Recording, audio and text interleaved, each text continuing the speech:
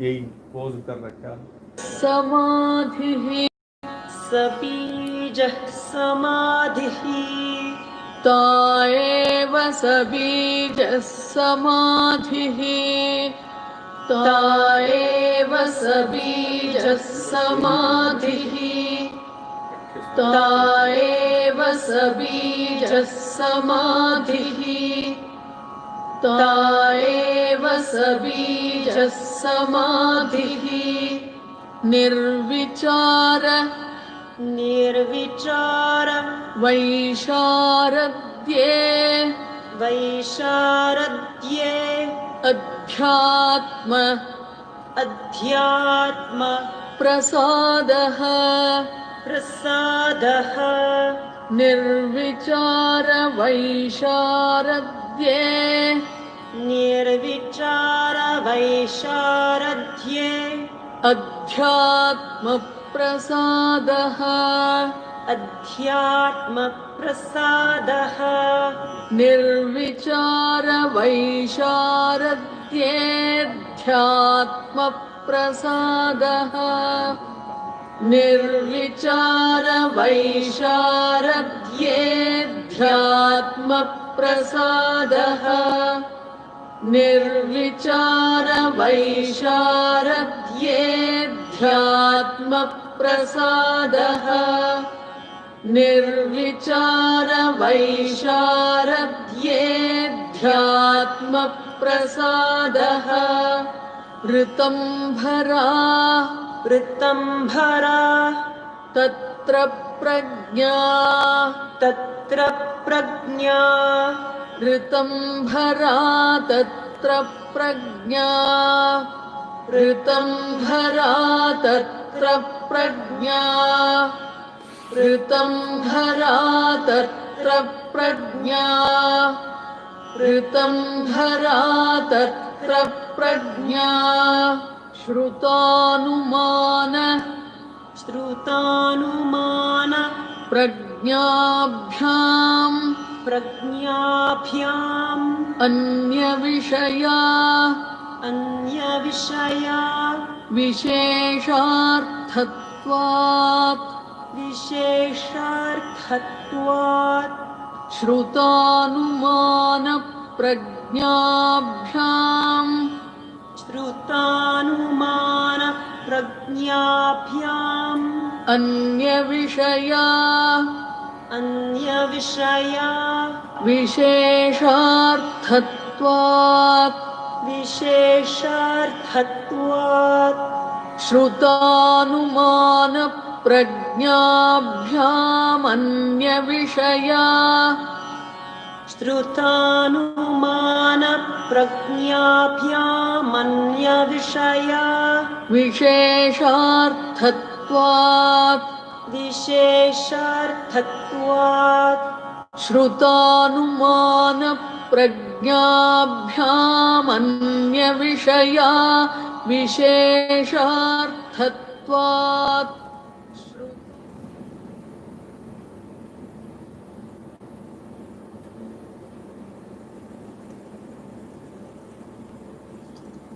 सूक्ष्म विषयों की अवधि। आलिंदन परम पुरुष परमात्मा पर्यंत है। वह चारों समाप्ति बीज वाली समाधि अर्थात संप्रज्ञात योग कहलाती है। निर्विचार समाधि के निर्मल होने पर आत्म प्रसन्नता होती है।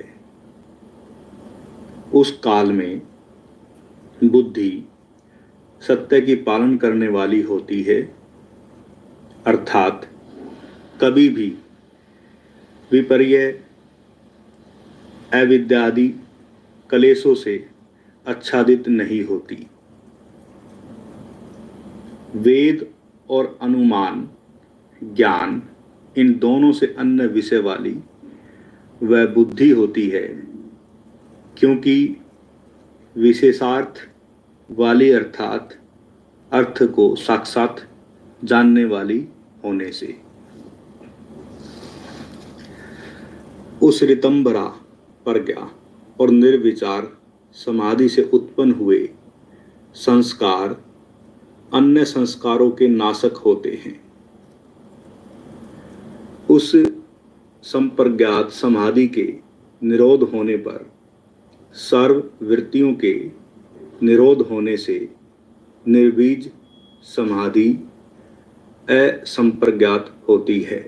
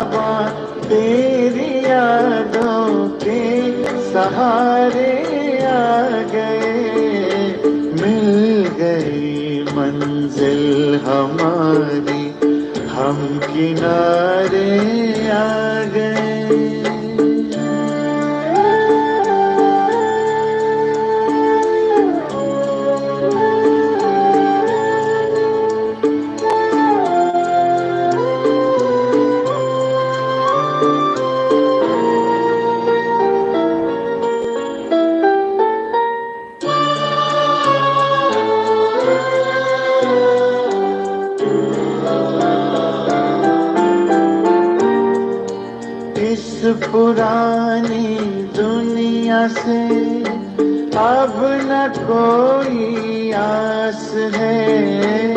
इस पुरानी दुनिया से अब न कोई आस है।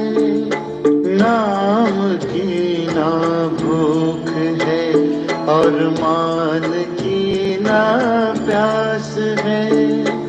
नाम की ना भूख है और मान की ना प्यास है।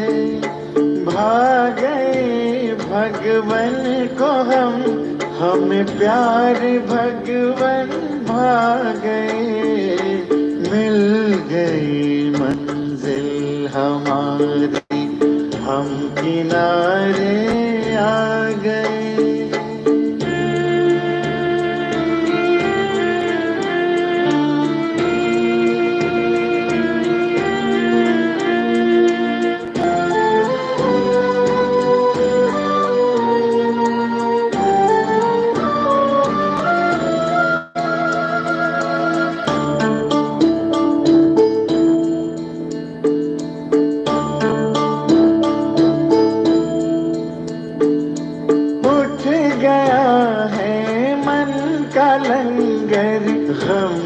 गलियां छोड़ कर उठ गया है मन का लंगर।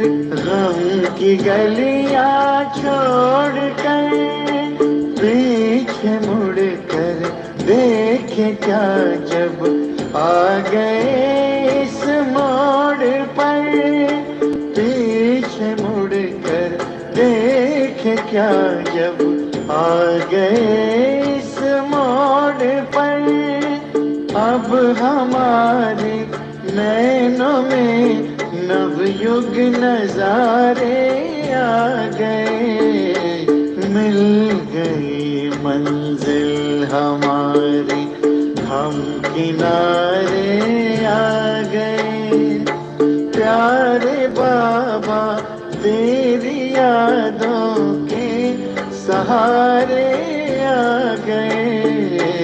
मिल गई मंजिल हमारी, हम किनारे आ गए।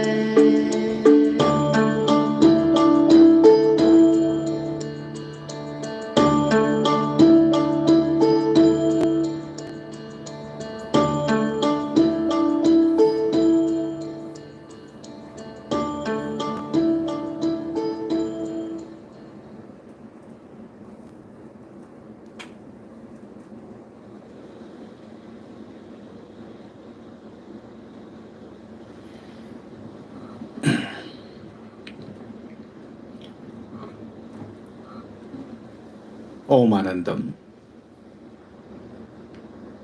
महर्षि पतंजलि को नमस्कार।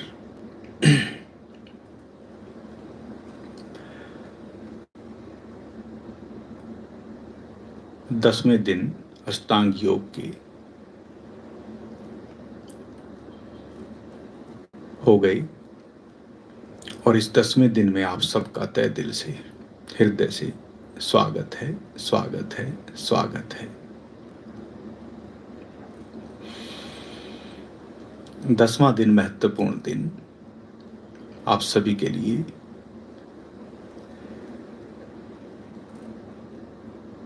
आज का जो विषय है वो है निर्विकल्प समाधि, और उसी से संबंधित हम सहज समाधि में प्रवेश कर सकेंगे। जो साथी मित्र नहीं जुड़ रहे हैं, कोई नहीं, वो अभी आप बस करें और सुनें, क्योंकि ये महत्वपूर्ण 10वां दिन है अष्टांग योग का। और जो साथी मित्र पहले से जुड़े हुए हैं उनके लिए भी बहुत महत्वपूर्ण सुनना है, फिर जाके हम उस समाधि में प्रवेश कर सकेंगे। इसलिए जो चर्चा होती है पहले, ये महत्वपूर्ण होती है, और उससे पहले जो आप गीत सुनते हैं वो भी बड़ा महत्वपूर्ण होता है, और फिर उसके बाद उससे पहले जो आप सूत्र सुनते हैं और उसकी थोड़ी व्याख्या आप सुनते हैं। ये सब कड़ी दर कड़ी चीजें जुड़ी हुई हैं। इसलिए आज का जो विषय निर्विकल्प समाधि का, कुछ साथी मित्र जो नए जुड़ रहे हैं, क्योंकि विषय थोड़ा गहन और सूक्ष्म होता जा रहा है, इसलिए वो बस अभी यहीं इसी भाव दशा में रहते हुए सुने और करते रहें बस।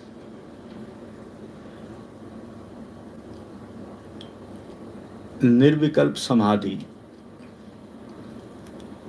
कल जो हमारी सविकल्प जो समाधि रही, उसमें इशारा था कि हम आत्मा की भूमि पर जाते हैं और फिर संसार में लौट आते हैं, यानी कि मन के तल पर लौट आते हैं। मैंने कहा था थोड़ा थोड़ा फर्क है, उस फर्क को अब आप समझते जाएंगे। इसलिए अब जो निर्विकल्प समाधि है उस फर्क को आप जान लें कि अब साधक की जो साधना है वो अब किस ओर बढ़ रही है। इशारा है निर्विकल्प समाधि, यहां से तुम परमात्मा में विलय कर जाते हो, तुम परमात्मा हो जाते हो, द्वैत मिट जाता है, अद्वैत घटित हो जाता है। अब तुम आत्मा की भूमि पर थोड़ी देर विश्राम नहीं करते, अब तुम परमात्मा के साथ एक हो जाते हो। यहाँ पर भक्त और भगवान एक हो जाते हैं। इसी से संबंधित कबीर साहब ने एक दोहा कहा, उसको आप सुने ध्यान से। बूंद समाना समुंदर में, सोकत हेरी जाई, हेरत हेरत ए सकी, रहा कबीर हेराई।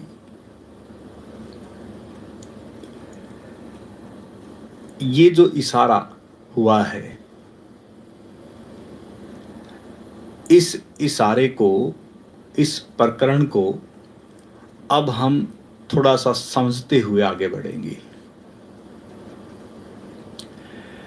एक शब्द आया है अद्वैत, और अद्वैत का संबंध ही है निर्विकल्प समाधि में लौटना।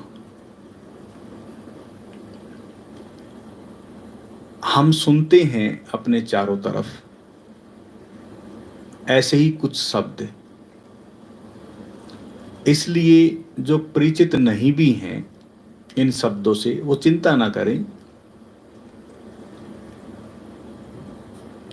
3 तरीके के कुछ ऐसे शब्द हैं जो हम सुनते आए हैं।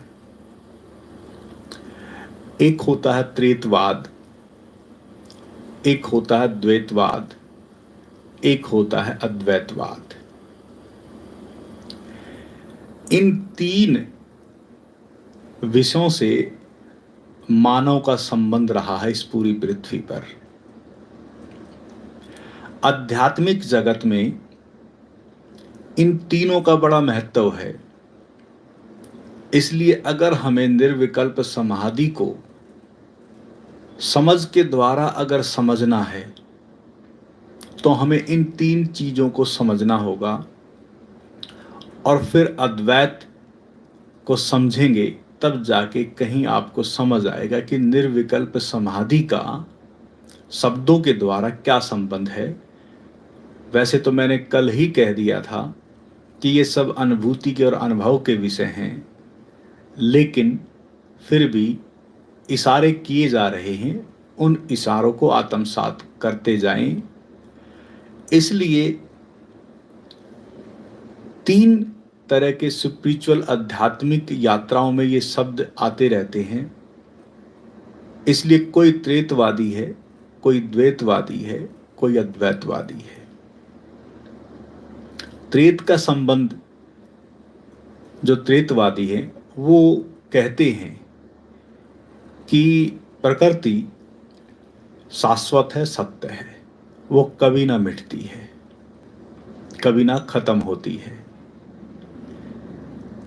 फिर जीवात्मा है, यानी कि आत्मा शाश्वत है, सत्य है, कभी ना मिटती है, ना कभी खत्म होती है। फिर परमात्मा है, ईश्वर है, कहते हैं कि वो कभी ना मिटता है, ना कभी खत्म होता, वो भी शाश्वत है, वो भी सत्य है, जो सदा रहता है। यानी कि तीनों चीजें सदा रहती हैं, प्रकृति, जीवात्मा और परमात्मा। ये त्रेतवाद है। कुछ ऐसे भी हैं जो द्वैतवाद के विषय को लेके चलते हैं। वो कहते हैं कि जीवात्मा हमें समझ आता है कि जीवन है, कुछ है जिसके कारण हमारा जीवन है, और प्रकृति है। वो इन दोनों को ही स्वीकार करते हैं, ईश्वर की सत्ता को स्वीकार नहीं करते। तो जो भी साथी मित्र इस विषय को लेके चल रहे हैं, या इस मान्यता को लेके चल रहे हैं, या त्रेतवाद को लेके चल रहे हैं, ठीक है, सब जो भी जैसा भी अपनी यात्रा को लेके चल रहा है। कुछ अद्वैतवाद के विषय को लेके चलते हैं। अद्वैतवाद का संबंध है कि हम ना 2 कहते, और एक कहने में भी संकोच है, दिक्कत है, इसलिए उन्होंने एक भी नहीं कहा। लेकिन अगर हम इनडायरेक्ट वे में देखें तो उनका इशारा है कि एक ही है। लेकिन उन्होंने शब्द दिया अद्वैत। इसलिए जो अद्वैतवाद से जो संबंध रखते हैं वो उस परम चैतन्य की ही अभिव्यक्ति का रूप मानते हैं। उसी एक से सब प्रकट होता है, इसलिए उसी को वो सत्य मानते हैं, उसी का फैलाव है ये सब। इसलिए त्रेतवादी भी उसी एक का प्रकट रूप मानते हैं कि उसी से ये सब फैला है। द्वैतवादी कहते हैं कि ये बस है और ऐसे ही है प्रकृति और जीवन और जीवात्मा। अब जो मेन मुख्य जो बात है कि अद्वैत का संबंध निर्विकल्प समाधि से कैसे जुड़ा है, इसको थोड़ा समझना है। क्योंकि अगर अद्वैत में जब तक प्रवेश नहीं होगा, जब तक आप उस एक परम चैतन्य अवस्था, उस परम सत्ता का जब तक आप अनुभव नहीं कर लेते, जब तक जो बूंद जब तक सागर में नहीं विलय करती, तब तक अद्वैत की घटना नहीं घटती और तब तक आप निर्विकल्प यानी कि समाधि को उपलब्ध नहीं हो पाती। इसलिए निर्विकल्प समाधि के लिए कुछ इशारे हैं। जैसे सागर और बूंद के गुण धर्म में कोई भेद नहीं है, वही बूंद में पानी है, वही गुण धर्म उस बूंद में है, H2O जो भी उसका गुण धर्म है, और वही सागर में है। फर्क कुछ नहीं है, फर्क बस इतना है, सागर अनंत और असीम है, उदाहरण है ये एक, और बूंद सीमित है, छोटी है, बस यही फर्क है। इसलिए हम जो यहाँ बूंद के माफिक जो इस जीवन में हैं, अब हम अपने ऊपर और स्वयं के ऊपर आएंगे, यानी कि जो हम बूंद के माफिक, जो सागर से कभी बूंद बिछुड़ गई थी, सागर का मतलब ऐसे समझ लें कि एक परम चैतन्य अवस्था, उस परमात्मा से जो हम अलग हो गए थे, अब उसी में हम मिलने जा रहे हैं। जो मैंने कल इशारा किया था कि धीरे धीरे हम स्थूल से सूक्ष्म की ओर बढ़ रहे हैं, साकार से निराकार की ओर बढ़ रहे हैं, प्रकट से अप्रकट की ओर बढ़ रहे हैं। इसलिए हम अति सूक्ष्मातीत होते जा रहे हैं। अब धीरे धीरे जो बूंद का समाना समुंदर में, अगर बूंद मान लो समुंदर में गिर जाए तो क्या कोई बूंद को ढूंढ सकता है? ढूंढना संभव नहीं है। इसलिए कहते हैं कि ऐसी अवस्था की अनुभूति कैसे बताई जाएगी, वो अनुभव कैसे बताया जाएगा, जब वहां कुछ बचा ही नहीं, यानी कि सब सागरवत हो गया। और बताने के लिए कौन सा हम इस्तेमाल करते हैं, किसका इस्तेमाल करते हैं? अगर बूंद समुद्र में समा जाती है, यानी कि भक्त जब परमात्मा में विलय कर जाता है, तो ऐसे में फिर भक्त नहीं बचता, यानी कि बूंद नहीं बचती। और जो खबर देने वाला है वो कौन है? भक्त है या फिर कोई भी व्यक्ति हो सकता है। खबर वो किस चीज से देगा, कैसे देगा?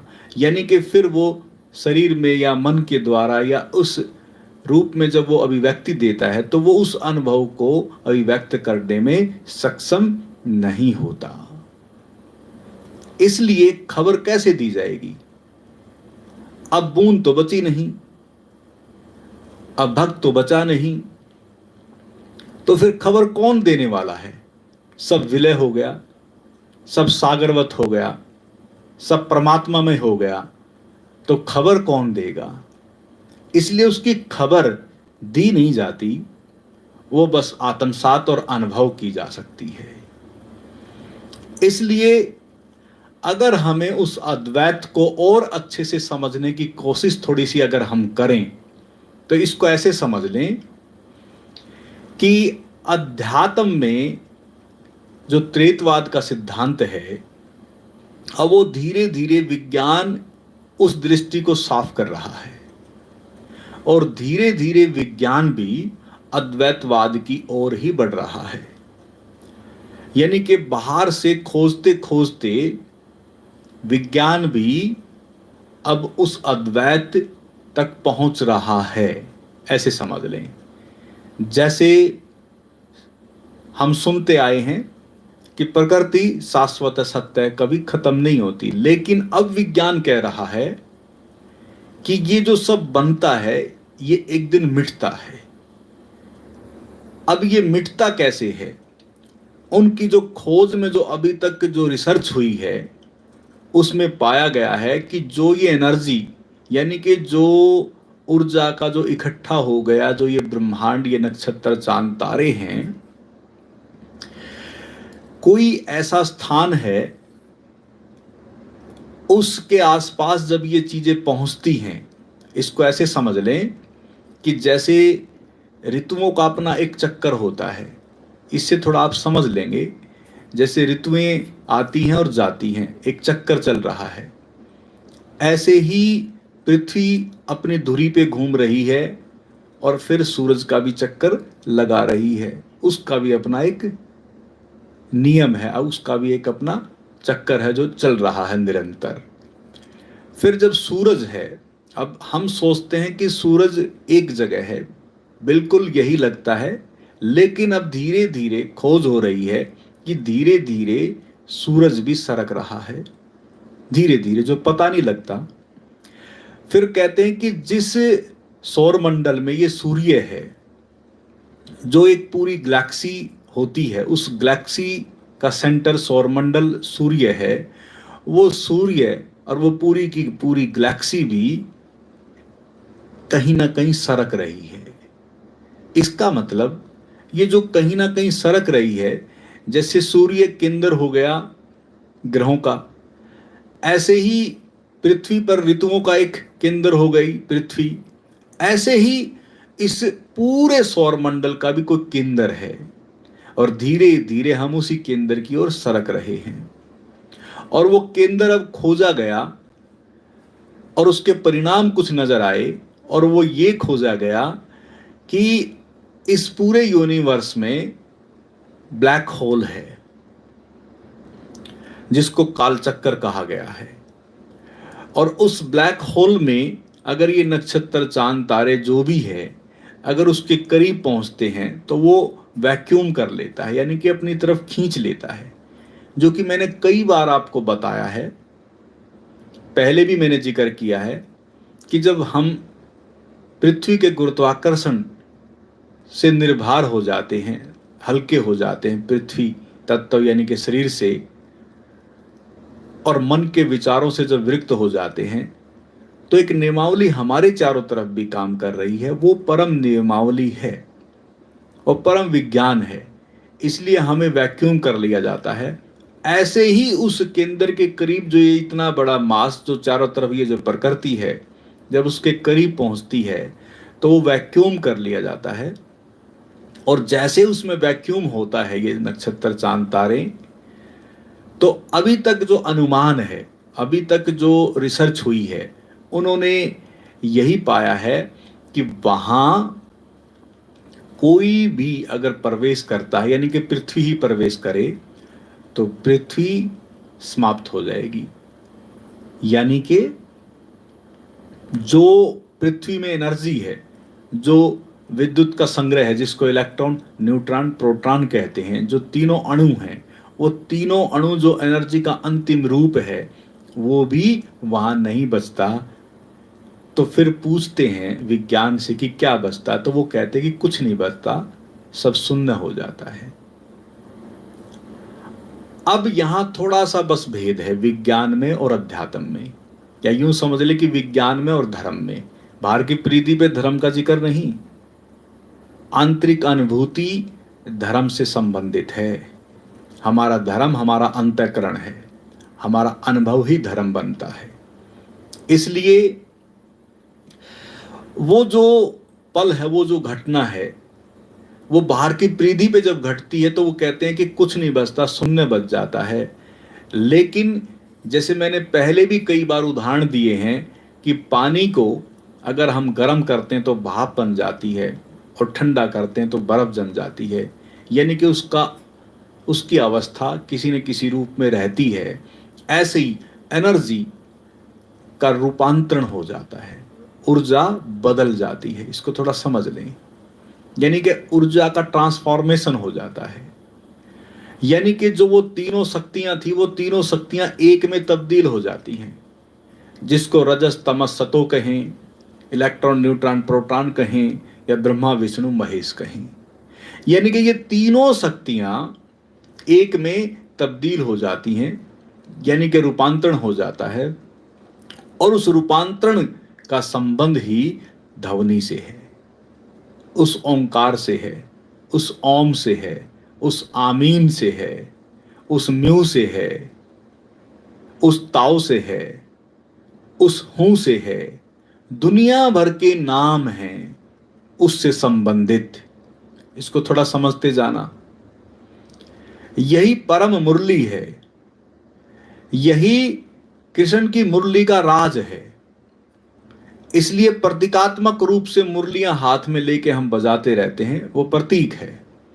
इसलिए उस अवस्था में एनर्जी बदल जाती है ध्वनि में, और वो ध्वनि ही ओंकार है, और उस ओंकार का ही नाम परमात्मा है। उस परमात्मा में, उस ध्वनि में ऊर्जा रूपांतरित हो जाती है। अब विज्ञान में और अध्यात्म में यही फर्क है बस। विज्ञान अभी इस चीज पे राजी नहीं है, लेकिन धीरे धीरे हो सकता है कि और दृष्टि साफ हो। अब इतनी दृष्टि तो साफ हो गई कि कहते थे कि पहले ऊर्जा डिस्ट्रॉय नहीं होती, कभी खत्म नहीं होती, लेकिन अब उन्होंने इतना स्वीकार किया कि ऊर्जा भी एक जगह जाके खत्म हो जाती है। इसलिए साथियों मित्रों, अब थोड़ा समझ लें, इसी से जुड़ा है निर्विकल्प समाधि का संबंध। इसलिए जब साधक जब सूक्ष्मातीत होता जाता है, जब धीरे धीरे शरीर से और मन के विचारों से जब विरक्त होता है, तो उसी समय इस चेतना में भी एक विस्फोट होता है। और इस चेतना में जो विस्फोट होता है, जो मैंने पहले भी कहा था कि आत्मा के जो कवच हैं, मन बुद्धि और संस्कार, वो टूटते हैं। और वो जैसे ही टूटते हैं तो उस समय किसी तरह का भी कोई भी तल अगर कहीं भी किसी भी इस जीवन से या अनंत अनंत जीवनों से जो जुड़ा है, अब वो संबंध समाप्त हो जाता है। यानी कि किसी भी रूप में आपकी स्मृतियों में कोई भी ऐसा आल विज्ञान, आपका जो भीतर है एक ऐसा हिस्सा, वहां किसी तरह की भी स्मृति अगर पड़ी है, वो सब समाप्त हो जाती है, सब आहूत हो जाती है। और तब जाके निर्विकल्प समाधि की उपलब्धि आपको प्राप्त होती है, और तब जाके आप निर्विकल्प समाधि में प्रवेश कर जाते हैं। उस अवस्था में जब आप होते हैं तो वहां आपको अनुभव होता है कि अब कुछ नहीं बचा, सब खाली है, सब शून्य है। उस शून्य अवस्था का संबंध बाहर की परिधि पर उस ब्लैक होल, उस काल चक्कर से जुड़ा है, और वही काल चक्कर का संबंध, उसी केंद्र का संबंध हमारी भीतरी अवस्था से जुड़ा है। इसलिए साथियों थोड़ा समझ लें कि हम आज भी उसी परम अवस्था, उसी परम चैतन्य, उसी परम विज्ञान, उसी परमात्मा से जुड़े हैं। उसी ध्वनि से हम जुड़े हैं, उसी ओंकार से हम जुड़े हैं। इसलिए जैसे ही वो घटना घटती है, समझो आप विलय कर जाते हैं, बूंद समाना समुंदर में। अब बूंद नहीं बचती, अब भक्त नहीं बचता, भक्त अब भगवान हो जाता है। बहुत बड़ी बात है, आत्मा परमात्मा रूप हो जाती है। इसको थोड़ा समझ लें। अब ये जो घटना घटती है, इस घटना के बाद तब जाके नवनूतन जीवन आपको प्राप्त होता है। ध्यान से समझें, ये दुनिया तो यूं की यूं रहेगी। दुनिया को थोड़ी ना मतलब है, दुनिया तो जैसी है वैसी रहेगी, लेकिन आपका रूपांतरण हो जाएगा। दुनिया में तो यही कलह कलेश चलता रहेगा, लेकिन आपके चित्त का रूपांतरण हो जाएगा। और जब वो रूपांतरण होगा तब आप नवनूतन होंगे। और आज तक और अभी तक जिस जीवन में भी, जिसके जीवन में ये घटना घटी है, उसका जीवन नवनूतन हो जाता है, बदल जाता है। और वही ट्रांसफॉर्मेशन, वही रूपांतरण आपके चित्त का हो जाता है। आपकी वृत्तियां, कलेश जिस रूप से जुड़े थे वो सब समाप्त हो जाते हैं। और जैसे ही वो समाप्त होते हैं तो तब जाके आप पाते हैं इस जीवन में उस आनंद को, उस प्रेम को, उस करुणा को, उस सत्य को, उस अहिंसा को, उस मैत्री को। तब आपके भीतर, आपके अपने आप स्वतः वो चीजें आपको, आपके अंतरतम में वो फल लगने लगते हैं। और जैसे ही वो फल लगते हैं तो जो यम नियम थे, जिसको हम साधने की कोशिश कर रहे थे, वो अपने आप से सद जाते हैं। बगैर अनुभव हम कोशिश करते हैं सब चीजों को साधने की। इसलिए महर्षि पतंजलि यहां इशारा कर रहे हैं कि ठीक है आप साधें, लेकिन जैसी ही वो घटना घटती है तो वो अपने आप से सब सद जाता है। प्रकाश का जन्म जैसे ही होता है तो अंधकार अपने आप से मिट जाता है। इसलिए जो यहां इशारा हो रहा है निर्विकल्प समाधि में प्रवेश करने का, तब आप पाएंगे कि संसार तो यूं का यूं है, जगत तो यूं का यूं है, लेकिन आप इस संसार और इस जंजाल से, जिसको संसार या माया कहते हैं, ये संसार और माया और कुछ नहीं है, मन है। इस मन से आप पार हो जाते हैं। समस्याएं कभी खत्म नहीं होंगी, समस्याएं यूं की यूं चलती रहेंगी, लेकिन समस्याएं आपको छू ना सकेंगी। उस उपलब्धि को कहते हैं निर्विकल्प समाधि में लौटना। तब आप इस जंजाल से बाहर हो जाएंगे। मैंने कभी आपको शुरू में आरंभ में इशारा किया था कि ये चारों तरफ जो जंजाल है, इस जंजाल को बनाने वाला मैं ही हूं और मुझे ही खुद बाहर निकलना होता है। इसलिए आपकी ऐसी शास्त्रों के अनुसार दृष्टि हो जाएगी कि जैसे आप एक पहाड़ की चोटी पर चढ़ गए और फिर पूरे हिस्से को देखते हैं उस चोटी से, ऐसे ही आपकी दृष्टि हो जाएगी। और ऐसी निर्मल दृष्टि, ऐसी प्रेमल दृष्टि, ऐसी करुणा में दृष्टि आपकी हो जाएगी। और यही है निर्विकल्प समाधि में प्रवेश करना। इसलिए मैं इशारा कर रहा हूं मित्रों, आपका आज 10वां दिन है। इस 10वें दिन में आप प्रयासरत हैं, आप प्रयास कर रहे हैं। अब कुछ साथी मित्र सोच रहे होंगे कि बहुत बहुत वैसी बातें हो रही हैं। मित्रों, हमने आरंभ किया था निचले स्तर से, क्योंकि अब विषय ऐसा है ऊपर के स्तर का, तो ऊपरी स्तर का संबंध भी नीचे से जुड़ा है, इसको थोड़ा समझ लें। और निचला स्तर भी ऊपर से जुड़ा है, इसलिए ऊपर नीचे कुछ नहीं है, इसको थोड़ा समझ लें। अगर आपको ये घटना घट जाएगी तो फिर संसार से कोई भेद नहीं, कोई फर्क नहीं। अब इसको थोड़ा समझ ले, यहां सब चीजों का भेद समाप्त हो जाता है। इसलिए ऐसा व्यक्ति बुद्ध हो जाता है। इसी को कहते हैं बुद्धत्व की प्राप्ति। यही है वो एनलाइटमेंट, यही है वो घटना। इसलिए निर्विकल्प समाधि से उसी का संबंध जुड़ा है। और इस घटना का संबंध ही आपके रूपांतरण से जुड़ा है। इसलिए आपकी जो दृष्टि है वो निर्मल हो जाएगी, स्वच्छ हो जाएगी, साफ हो जाएगी। फिर कोई भेद नहीं बचेगा किसी तल पर कोई भेद नहीं बचेगा। थोड़ा समझ लें, किसी तल पर भी कोई भेद नहीं बचेगा। इसलिए बुद्ध जब उपलब्ध होते हैं तो उनकी दृष्टि में किसी तरह का कोई भेद नहीं रहता। ये वो अखंडता में लौटना है। इसलिए हम ऐसे खंड खंड बटे हैं, उस खंड खंडता में उस अखंडता का जब अनुभव होता है तो फिर गुरु नानक साहब में, कबीर साहब के भीतर किसी तरह का कोई भेद नहीं बचता है। ऐसे समझ लें कि जो भी आज तक उपलब्ध हुए हैं उनके चित्त में फिर किसी के प्रति भी किसी तरह का भी भेद नहीं बचा है।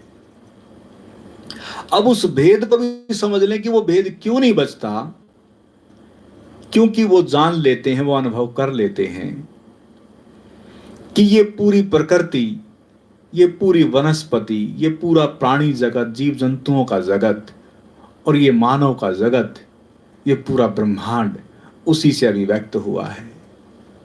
और फिर विशेषकर जो व्यक्ति है, जो मानव है, वो जान लेता, वो अनुभव कर लेता है कि उसके भीतर भी उसी परम चैतन्य का रूप है। बस फर्क इतना है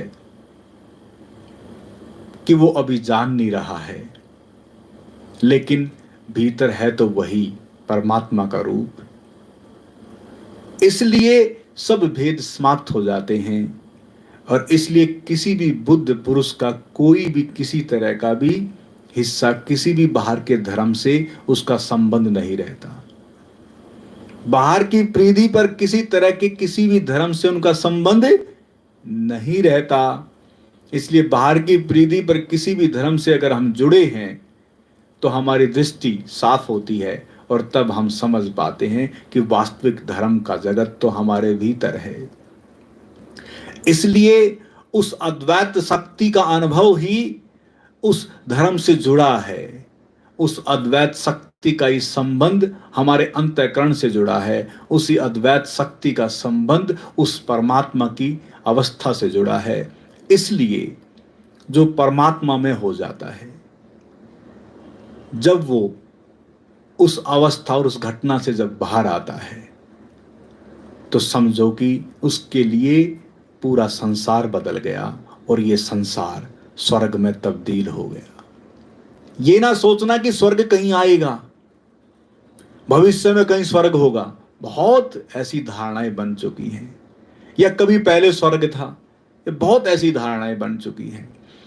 पहले जो भी उपलब्ध हुआ उसके लिए उसी समय स्वर्ग हो गया, जो आज उपलब्ध हो गया उसके लिए अभी स्वर्ग हो गया, और जो कहीं भविष्य में जब उपलब्ध होगा तो उसके लिए वही समय स्वर्ग हो जाएगा। इसलिए समय का कोई फेर नहीं है। अगर आप अपने जीवन में स्वर्ग में रहना चाहते हैं तो बस इस घटना का इंतजार करें, इंतजार करें। ध्यान देना, जल्दबाजी करेंगे तो मैंने कहा था धैर्य का ध्यान रखना है। जल्दबाजी आपके किए से तो आप जितना प्रयास कर सकते हैं बस कर सकते हैं, लेकिन प्रसाद और कृपा उसी की कृपा से बरसेगी। इसलिए आपका केवल अपने आप को हीट करना है, अपने आप को उस 100 डिग्री तक पहुंचाने का काम है। फिर अपने आप से सब होता है, अपने आप से होता है। इसलिए प्रभु की कृपा अपने आप से बरसती है। इसलिए हमें बस उस इंतजार की घड़ी में रहना है, धैर्य रखना है और इस मार्ग पर चलते जाना है। जब तक भक्त भगवान ना हो जाए, जब तक आप उस परमात्मा में विलय ना कर जाए, जब तक बूंद समुद्र में ना समा जाए, तब तक रुकना नहीं है। चरै बेती चरै बेती चरै बेती, चलते चलो चलते चलो। और एक और चीज ध्यान देना, जब आपके जीवन में ये सब घट जाएगा तो फिर क्या सोचते हैं, विश्राम होगा। लेकिन बुद्ध के जीवन में घटा तो विश्राम कैसा था आप सोचें। गुरु नानक साहब के जीवन में घटा तो विश्राम कैसा था, कबीर के जीवन में घटा तो विश्राम कैसा था, भगवान रजनीश, आचार्य रजनीश, ओशो के जीवन में ये सब कुछ घटा तो कैसा था वो विश्राम। ध्यान दें थोड़ा सा, उस केंद्र में रहते हुए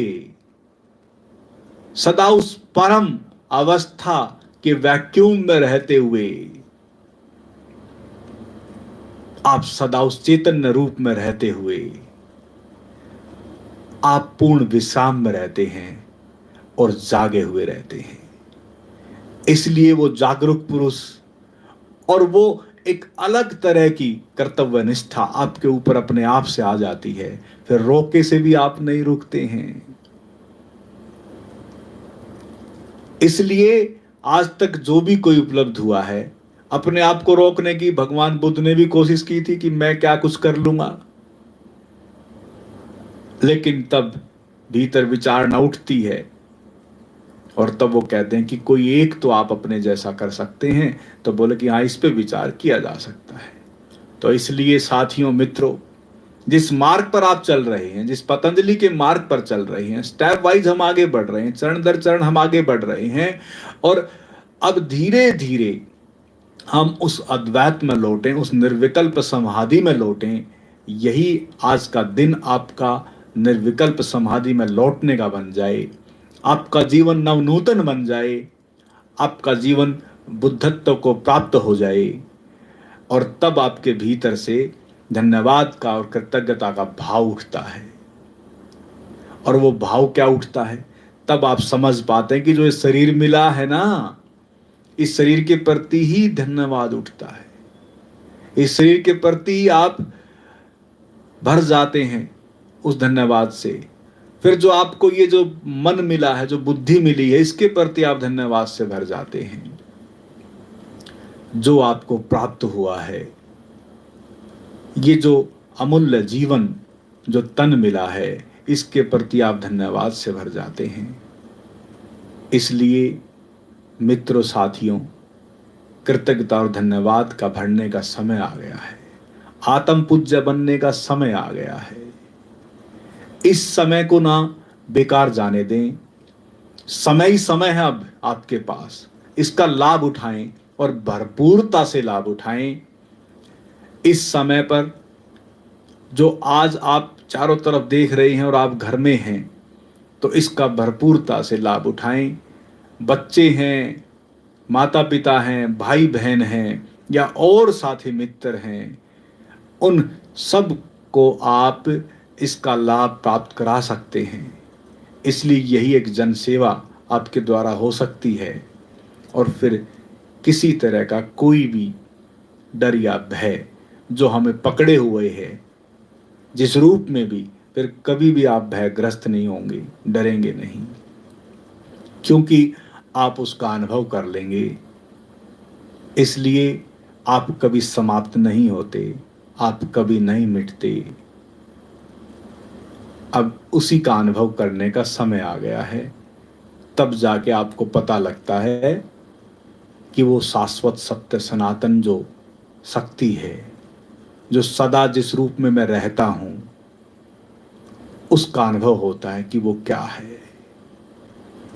इसलिए उसी से सब है। इसलिए शंकराचार्य जी कहते हैं, जगत मिथ्या ब्रह्म सत्य है। इसलिए ब्रह्म ही सत्य है। जगत, अब मैं कह सकता हूं कि जब कोई उस उपलब्धि को जब उपलब्ध होता है, तो उसके भीतर से ये वाक्य फूटते हैं। इसलिए वही ब्रह्म, वही चैतन्य रूप, वही शाश्वत है, वही सत्य है। क्योंकि असली घर तो वही है और वही अब हमें लौटना है। अब हमें वहीं लौटना है। अब सभी साथी मित्र तैयार हो जाएं। सभी साथी मित्र तैयार हो जाएं। और तैयारी आपको पता ही है क्या है, कैसे तैयारी करनी पड़ती है आप सबको।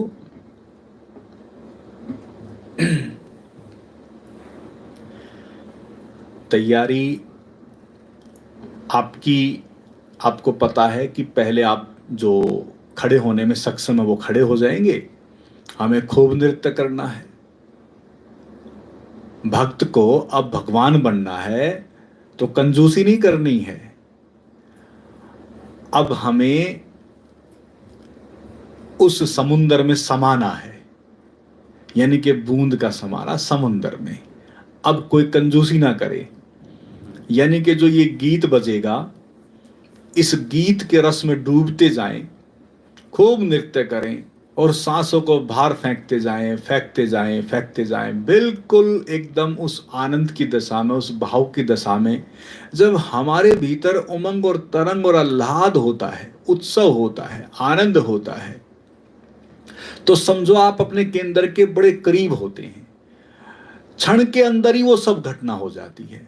इसलिए मैं आप सबको कहता हूं कि जो ये गीत बजेगा, इस गीत में कंजूसी ना करें। भले ही खड़े होके ना करना चाहें, कोई नहीं, बैठ के ही, लेकिन उसमें आप उस गति की तरह प्रवेश करें। आप प्रकाशित हो जाएं, प्रकाश के पुंज बन जाएं और नृत्य करते करते बिल्कुल हल्के फुल्के हो जाएं। किसी तरह की कोई कंजूसी ना करें। और फिर हम ध्यान में प्रवेश करेंगे। फिर आपको इशारा मिलेगा बैठने का, तब आप बैठ जाएं। बस इसी के साथ अब हम सब ध्यान में प्रवेश करेंगे। आंखें आपकी बंद रहेंगी, अंतिम तक आंखें बंद रहेंगी। कोई भी आंखें जब तक यहां से इशारा ना मिले तब तक नहीं खोलनी है। इसका विशेष तौर से ध्यान रखना है। अब सभी नृत्य के द्वारा पहले ध्यान में प्रवेश करेंगे। आंखें बंद कर लें, सभी आंखें बंद कर लें।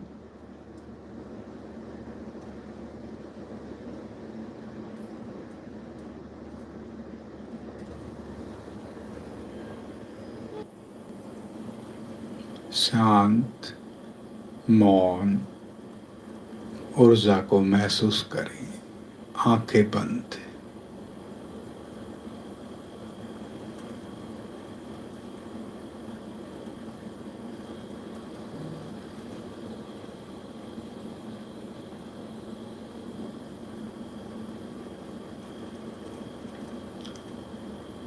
जो खड़े हैं वो बस धीरे से नीचे बैठें, आंखें बंद रहें,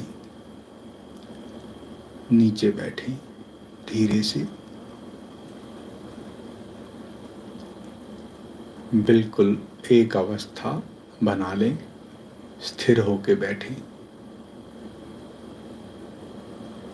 आसन को साधें, स्थिर होकर बैठें, एक अवस्था में बैठें और हाथ जोड़ दें।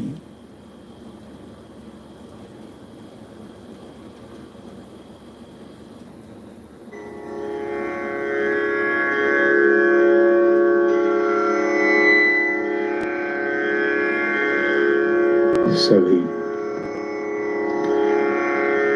हाथ जोड़ लें।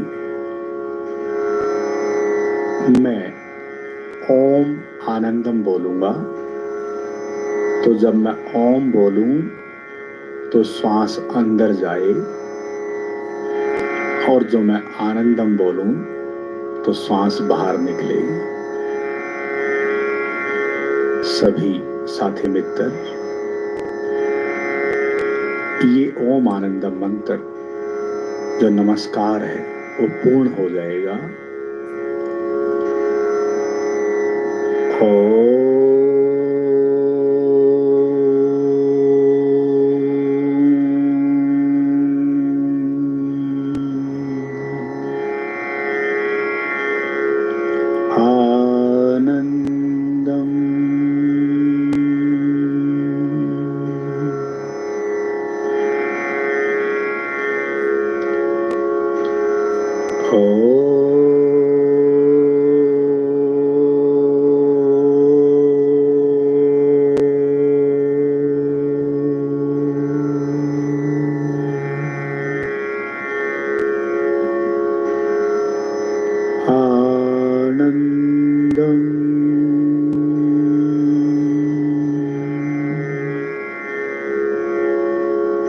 एक बार और करेंगे सभी।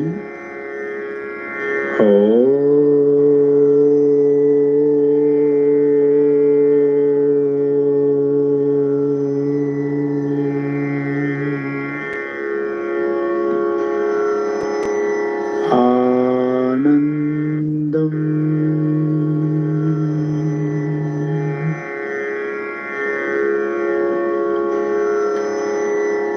अब सभी हाथ नीचे कर लें। और आंखें बंद रहें, आंखें बंद रखें।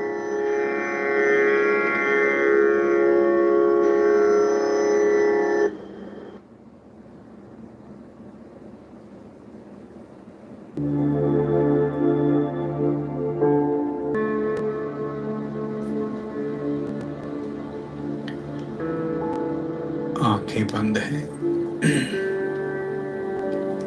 आप बिल्कुल स्थिर हैं, बिल्कुल एक अवस्था में बैठे हैं।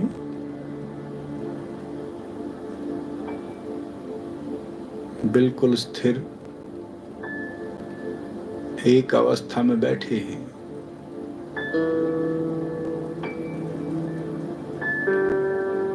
शरीर बिल्कुल एकदम स्थिर है।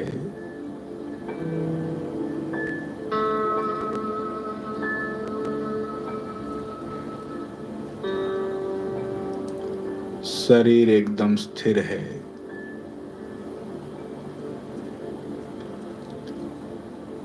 अब इस आसन को साधने में कोई दिक्कत नहीं है आपको।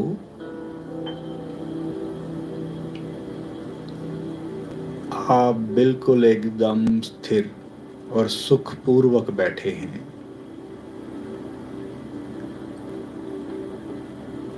बिल्कुल एक अवस्था में बैठे हैं।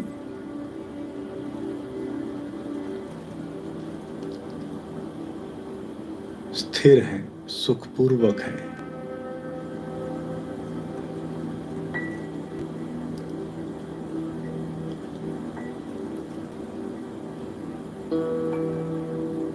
एक बुद्ध के माफिक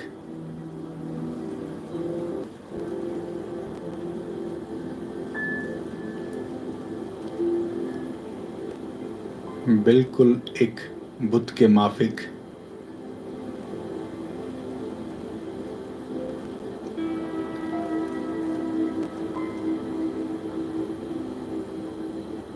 कोई हलचल नहीं, कोई हिलना डुलना नहीं, बिल्कुल एक स्थिति, एक अवस्था।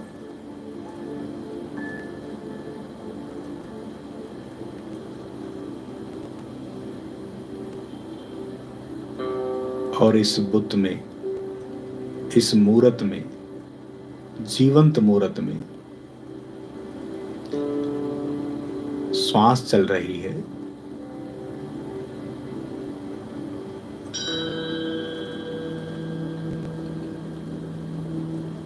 श्वास आ रही है और जा रही है, बस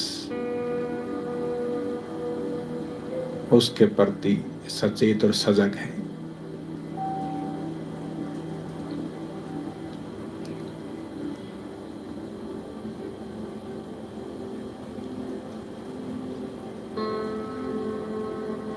मन है,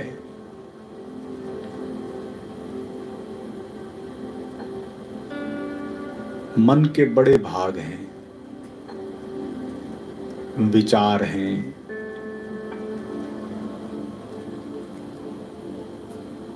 भाव हैं, संकल्प हैं।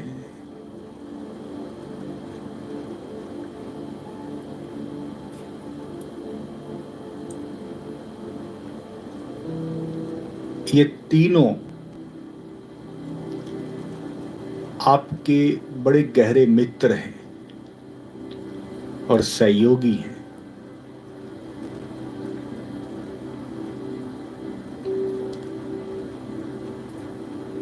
इन्हीं के सहयोग से हम अपने केंद्र तक पहुंचेंगे।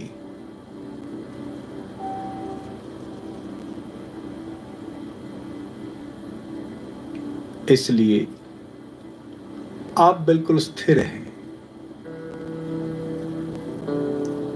श्वास बिल्कुल सहज और सामान्य है।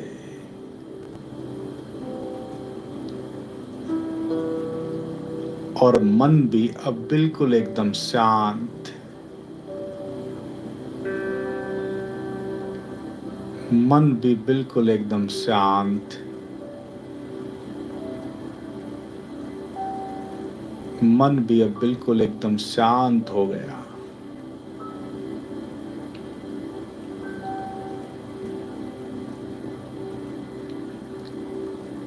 अब केवल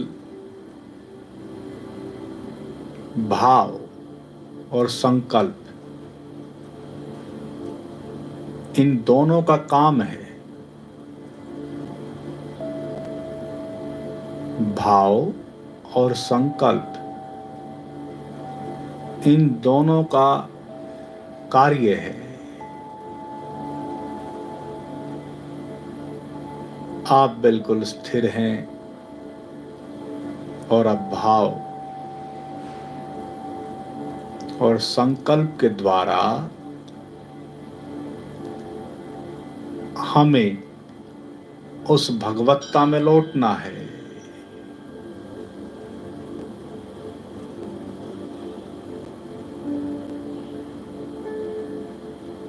उस परम चैतन्य में लौटना है।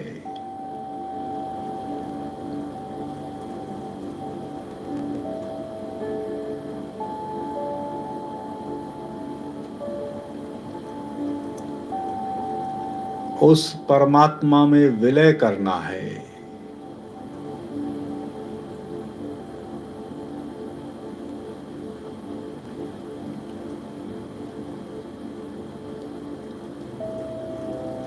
जैसे ही मैं इशारा करता हूं, मुझे पता है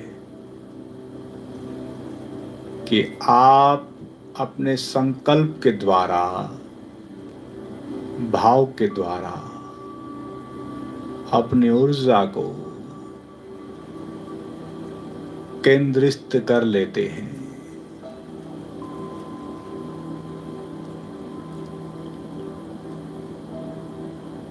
धारणा द्वारा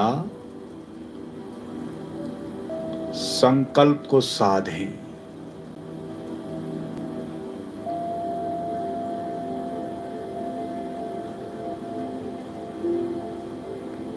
आप की पूरी ऊर्जा धीरे धीरे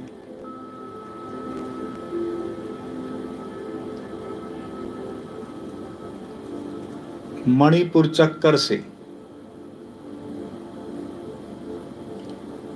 धीरे धीरे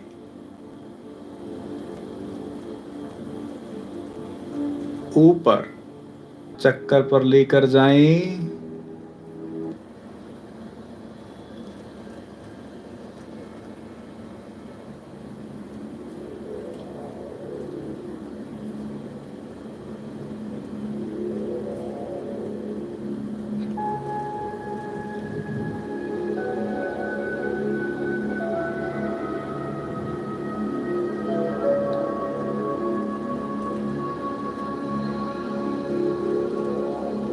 छोटी सी बूंद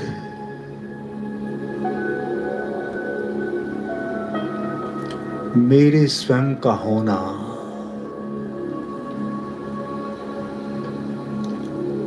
अब इस बूंद को सहस्त्रार चक्कर पर महसूस करें।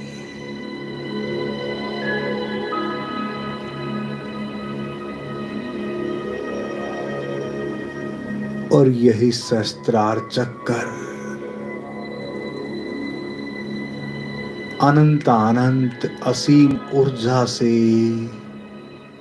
परिपूर्ण है।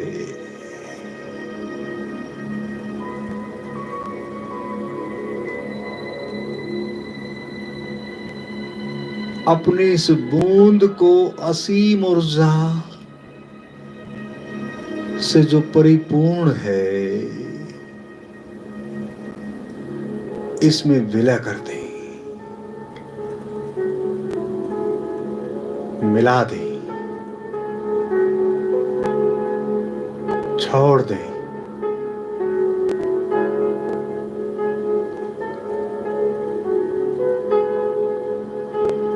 छोड़ दें, छोड़ें अपने आप को।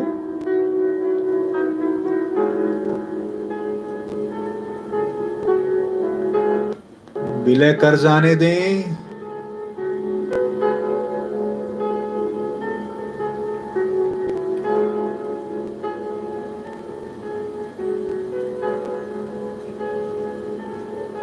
मिल जाने दें इस अनंत अनंत ऊर्जा में, इस परम चेतन अवस्था में मिल जाने दें।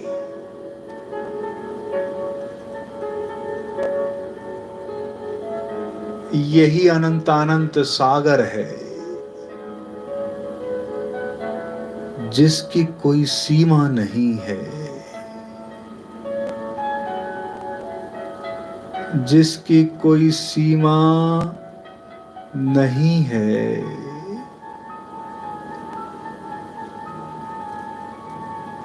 इसी में अब मिल जाएं।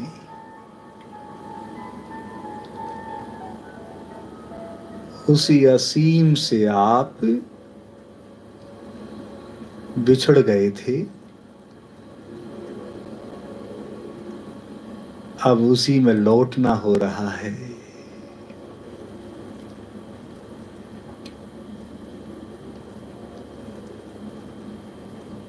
अब उसी में लौटना हो रहा है।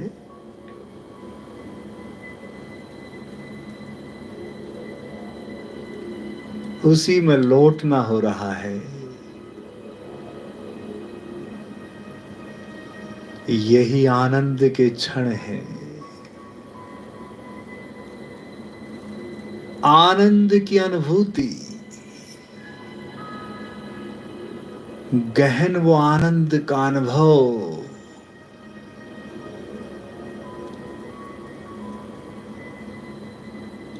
बचाए ना अपने आप को, छोड़ दे। कोई न बचाए अपने आप को।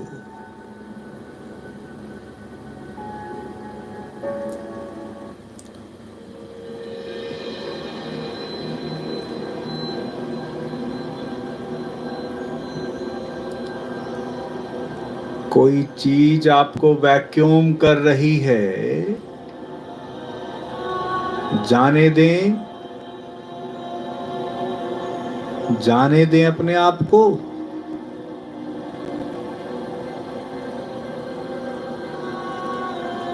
उस वैक्यूम में प्रवेश करें।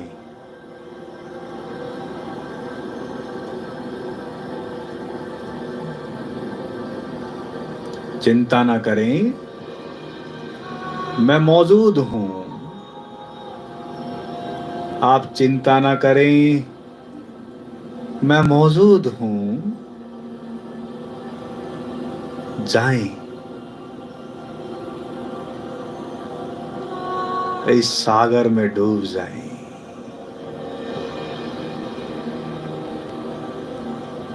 नव नूतन होना है।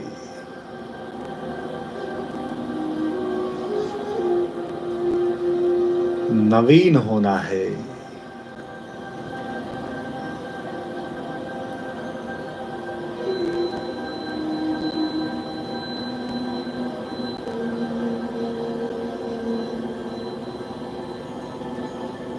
बूंद समाना समुंदर में।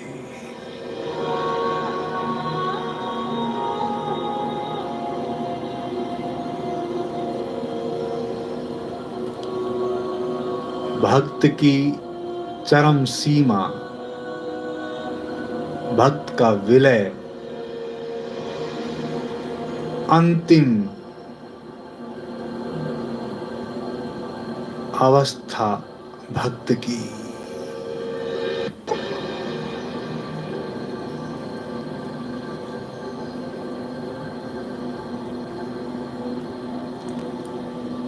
डूबे, डूब जाएं, डूब जाएं।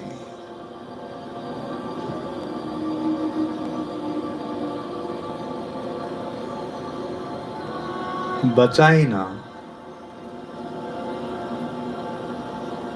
कोई ना बचाए अपने आप को।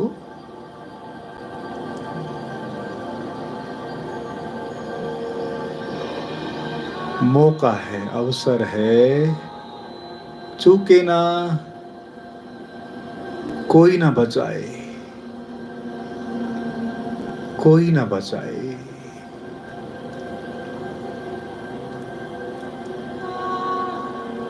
ये घड़ी, यह समय बड़ा मंगलकारी है। ये समय बड़ा मंगलकारी है।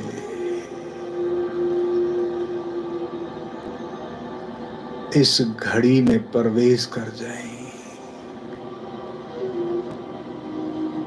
इस समय में प्रवेश कर जाएं।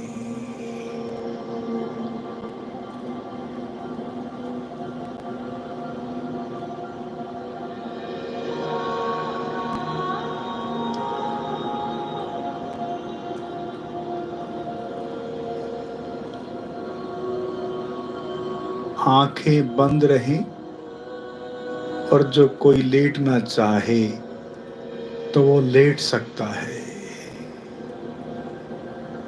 जो लेटना चाहे वो लेट सकता है।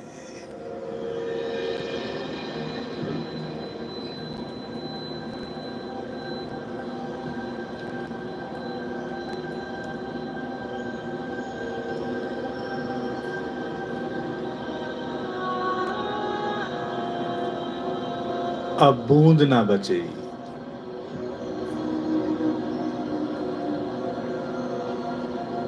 केवल सागर,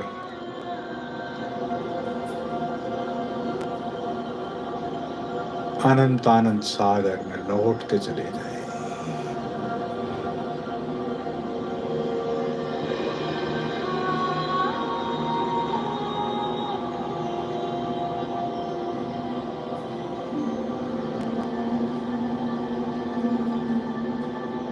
यहां अब केवल शून्यता है।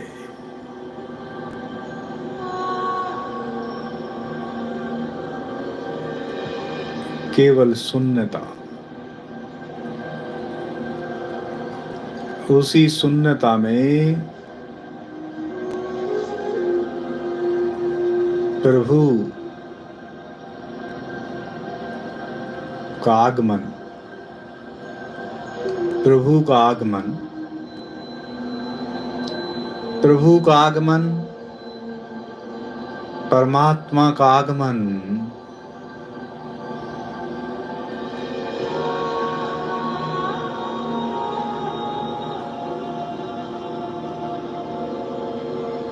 उसी के साथ एक हो जाएं। अब उसी में घुल मिल जाएं।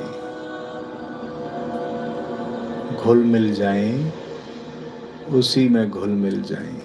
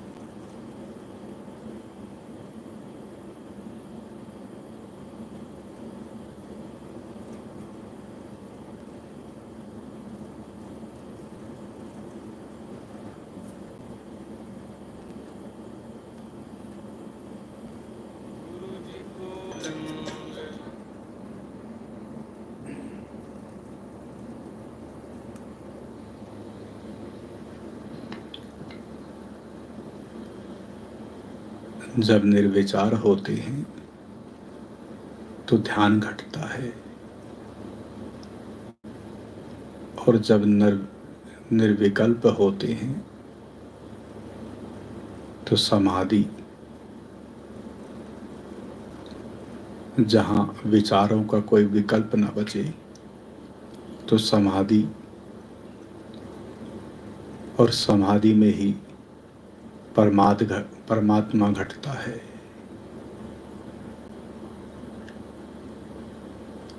इसलिए जिसका जो भी जैसा भी अनुभव रहा हो वो आप तक है। अब जो साथी मित्र ध्यान से, समाधि से, सहज समाधि से बाहर आना चाहते हैं, और जो रहना चाहते हैं वो रह सकते हैं, जो बाहर आना चाहते हैं बस वो धीरे से 2-4 लंबी गहरी सांसें,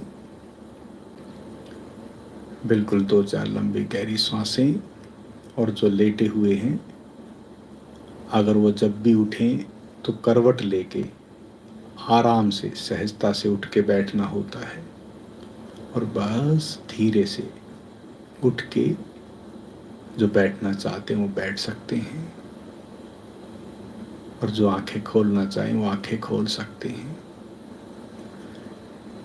और जो समाधि में ही हैं, जो ध्यान में ही हैं, या जो उठ गए हैं, उनके लिए आज एक सूचना है। लाइव चैट या कमेंट बॉक्स में संस्था का अकाउंट नंबर दिया गया है। जो भी साथी मित्र अगर स्वेच्छा से इस ध्यान सेवा कार्य में अगर अपना सहयोग देना चाहता है तो वो उस अकाउंट में दान भेज सकता है, डोनेशन कर सकता है। और अगर किसी को ये ना मिले अकाउंट, तो वो मोहन जी का नंबर है, आपको पता ही होगा, संस्था का जो नंबर है उस पर आप बात करके अकाउंट नंबर लेके आप जो स्वेच्छा से डोनेट करना चाहें वो कर सकते हैं। और अभी जो गुरु दक्षिणा की जो कल बात हुई थी वो आप विचार करते रहें कि आपको क्या देना है। अंतिम दिन मैं ले लूँगा आपसे, और आप देने के लिए तत्पर रहें। ओम आनंदम। आप सभी का बहुत बहुत आभार, बहुत बहुत धन्यवाद जो आप सब इस यात्रा पर चल रहे हैं। अंतिम में आपको पता ही है, उत्सव करते हुए हम प्रस्थान करते हैं, सभी उत्सव में डूबे।